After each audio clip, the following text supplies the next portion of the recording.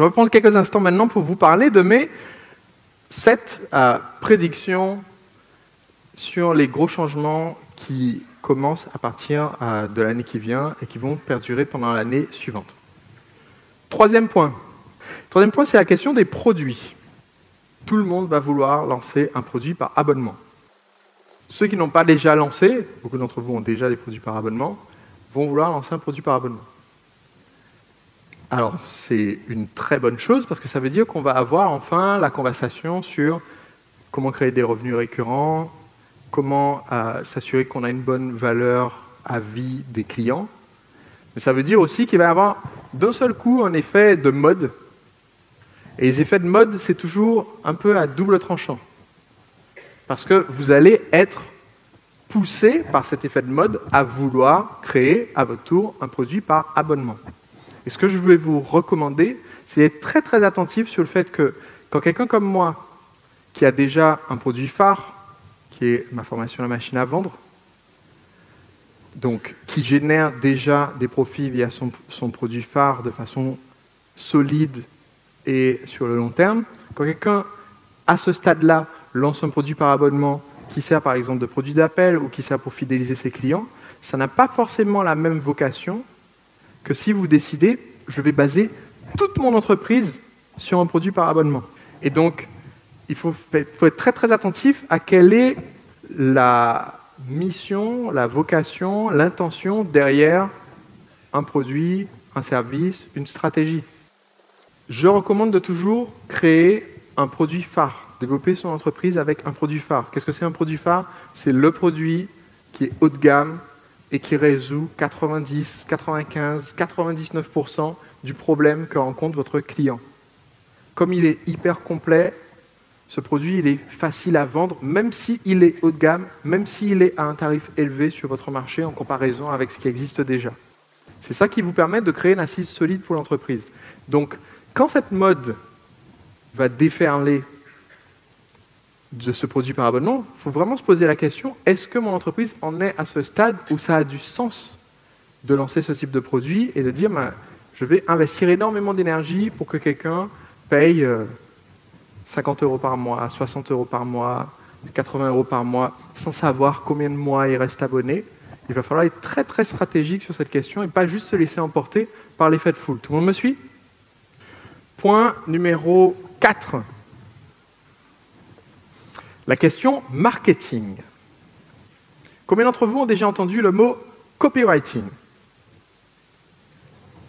Pour ceux qui ne savent pas ce que c'est, le copywriting, c'est la rédaction publicitaire, la rédaction de messages accrocheurs. Je vous l'ai dit, on est dans un monde super intéressant où il y a de plus en plus de plateformes où publier.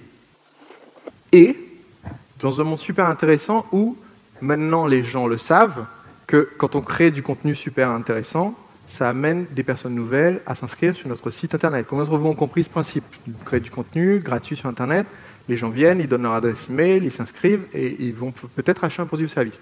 Quand j'ai lancé ma formation Séduire le client, quand j'ai lancé le site lemarketeurfrançais.com en 2010, il y avait des blogueurs, des forums de marketing, des experts du marketing de l'époque qui disaient « ça ne marchera jamais ». Cette idée de donner le truc gratuitement, donner des conseils gratuitement en espérant qu'après les gens achètent, c'est à l'américaine. Les Français, ils vont jamais acheter. C'est des gens qui aiment juste, en anglais ils disent le mot tire kicker, c'est les gens qui viennent voir les voitures d'occasion, donnent des coups de pied dans les pneus pour voir si les pneus sont bien gonflés et qui n'achètent jamais. Et en 2010, l'ambiance dans le web marketing, c'était de dire ça ne sert à rien de donner le contenu gratuit, puisque de toute façon, ça va attirer que des gens qui veulent du gratuit. Personne ne va acheter. On a bien évolué depuis. Le problème, c'est qu'on a bien évolué depuis. Donc vous êtes au courant qu'il faut donner du contenu gratuit pour avoir des prospects. Tout le monde est au courant. Donc si tout le monde est au courant, ça veut dire que tous vos concurrents sont au courant. Tout le monde crée du contenu. Ce qui veut dire que maintenant, ce qui va faire la différence, ça va être de créer le contenu qui est unique, qui est percutant et qui est bien décrit.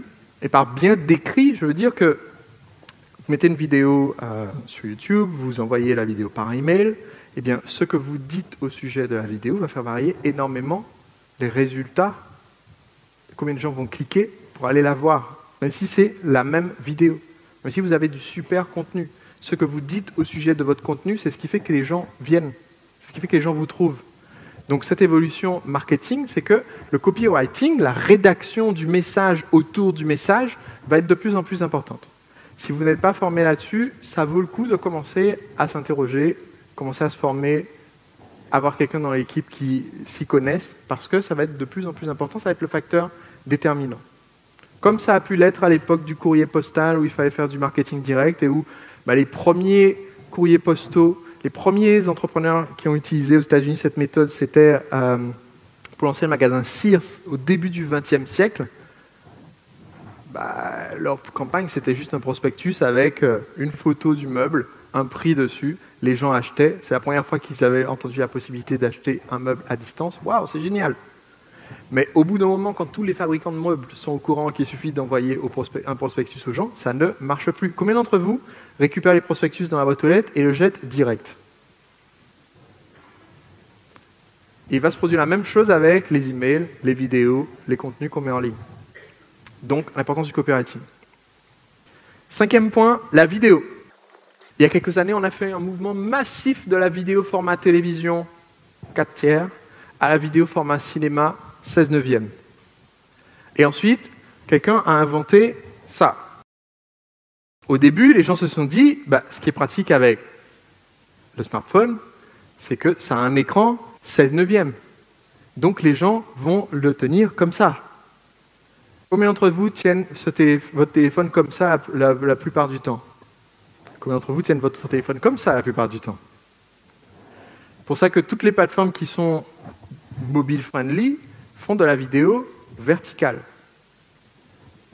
ou carrée. Comme ça, c'est un peu ne pas s'engager dans une direction ou dans l'autre. C'est pas terrible dans aucun des deux sens, mais au moins c'est pas pourri dans un sens.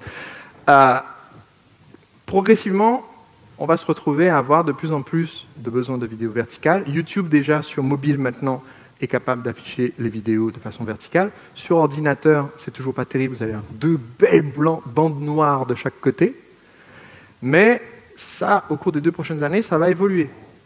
On va soit trouver une solution et tout le monde va dire on va faire carré, et puis vous allez avoir des téléphones carrés, et comme ça le problème sera réglé.